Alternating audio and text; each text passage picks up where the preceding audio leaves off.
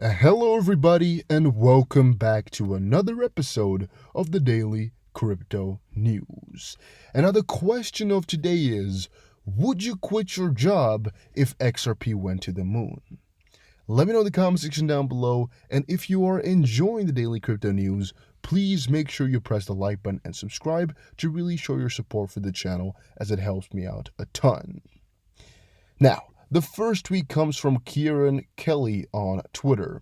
He says, if the 2008 economic crisis fueled the creation of crypto, Lord have mercy on the effects that this pandemic is going to have. I think this is actually a very solid point. Crypto were made in, I guess, the previous big financial crisis because Bitcoin served as one of the solutions to the big problems that they had at that point. Right now, though, we got a ton of solutions to all these liquidity issues. XRP is a very good solution. However, since they've already been created, it's really just a utilization that we're waiting for, but a big financial crisis that might be happening really anywhere around the corner here, or maybe the pandemic on its own, might really already do the trick and might really spark up crypto adoption to levels we've never seen before. We're already seeing it in terms of volume on all of these coins. Not necessarily today, but a couple of the days before, we've been seeing it like crazy, and maybe it will really reflect. We also just broke 9,000 again. We're really hovering around that point, but it's looking pretty damn juicy at this point right now. XRP adoption. 2 banks reveal plans to support the third largest crypto. 2 Swiss banks are revealing their plans to offer services for XRP. Sygnum Bank, which calls itself the first digital asset bank with both a Swiss banking license and a Singapore asset management license, now offers deposit, exchange, and credit services for XRP, according to a press release.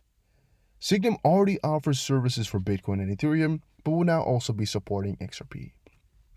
Simon Wiltshire, depot manager at Sygnum, says the bank is impressed with Ripple's XRP cross-border remittance platform, stating, the XRP-based solutions developed by the company reserve weak spots in the growing global remittance market of $700 billion. The low cost of low transfers makes it an ideal tool for facilitating payments in emerging economies.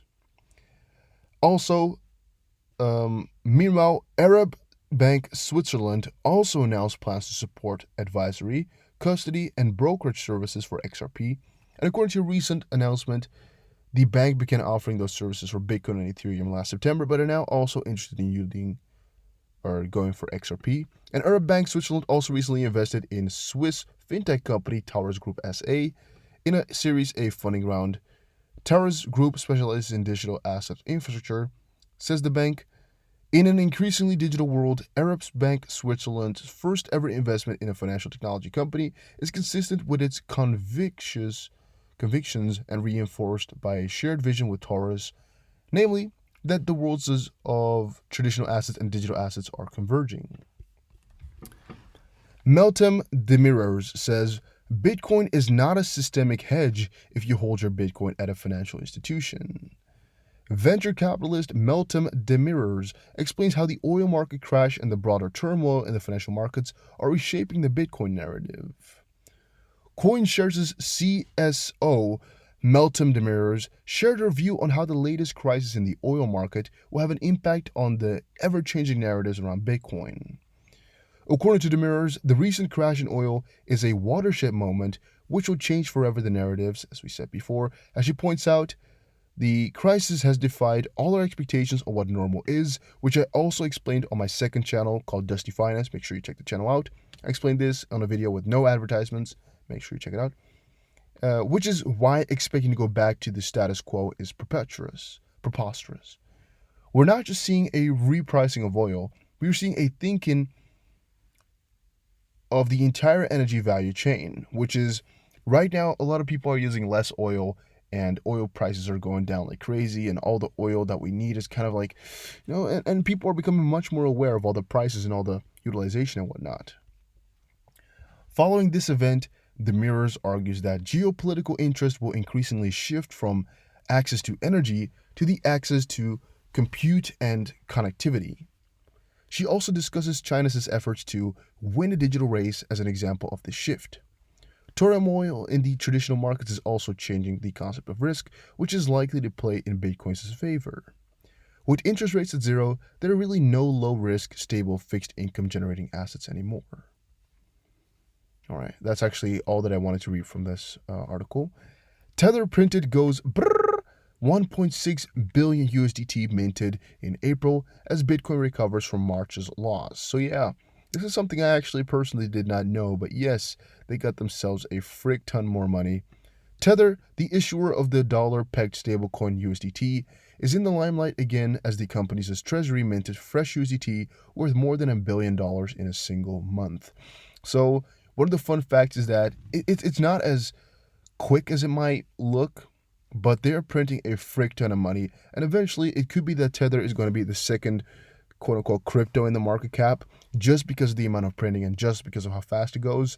However, I personally think you should not be including these Tether types of coins into the crypto coin watches, or not to CoinMarketCap, not into Live Coin Watch, because I mean it's not really a crypto, it's a stable coin. Like, what do you want to know about it? The only cool thing about it, I guess, is volume, but I mean the market cap is just decided by how many they want to print, and the price will always stay around $1, maybe like $1.02 at max, and maybe maybe $1. Let's say for example $1.10 at 90 cents. It will stay between that bracket, and that's it's just a stable coin. It's supposed to stay stable. I don't really know why it would be considered a crypto. Maybe because it's built on top of a lot of cryptos. I mean, Tether, of course, has a lot of is on a lot of different coins. Maybe that's why. Why top Wall Street analysts see Bitcoin hitting $15,000 in the next 12 months? I find that so ridiculous as well to actually attach any value to those predictions. I mean, $15,000 per Bitcoin, anybody can guess that, right? It's a 50-50, literally. I mean, either it shoots up or it doesn't. It's not like, oh, well, maybe it won't shoot up that far. Well, again, if it shoots up, it would definitely hit 15K. So that's not the question here. The question is, will it shoot up within 12 months or will it take a little bit longer? And I personally think there's a very, very good chance. I mean, there's, I think, like 1,001 ways to prove why it will do that. However, none of them are sure in their essence. And also, again, you're not going to be getting any real conclusion from this at all. It's just a little bit more of a, maybe more built-up guess. Like maybe they have some more reasoning behind it. To quote here from this Wall Street analyst, David Greider, the lead digital strategist at Wall Street analyst firm Fundstrat, we're bullish over the next 12 months and expect prices may continue moving up into the halving and possibly after. So yeah. Coinbase says that Bitcoin is superior to gold.